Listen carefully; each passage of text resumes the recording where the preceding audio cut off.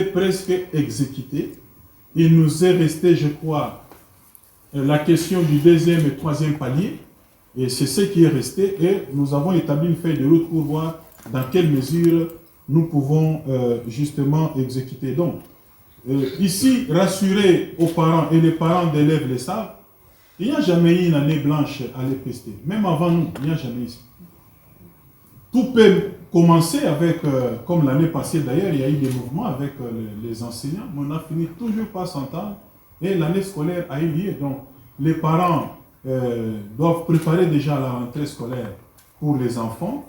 Elle sera lancée, comme je l'ai dit, dans la province de Lomami. Et le 5 septembre, tous les bleus blancs vont reprendre les chemins de l'école parce que ceux qui sont chargés de pouvoir encadrer ces enfants ont été avec nous en Mouela.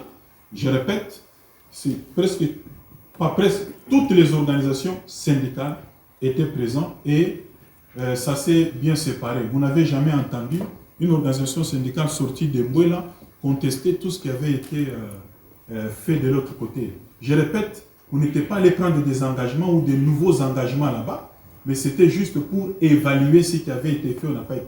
Et les bancs syndicales étaient d'ailleurs satisfaits. Les bancs syndicales, vous avez suivi dans la lecture du rapport final, même dans la déclaration de l'intersyndicale, qu'ils étaient satisfaits du degré de l'exécution d'engagements pris par le gouvernement et conscients que le gouvernement ou les pays, ce n'est pas seulement les PST, il y a d'autres secteurs. Ils ont compris qu'on est sur la bonne voie et ils ont décidé de signer et de garantir la rentrée scolaire effective. Les restes ensemble avec les banques syndicales.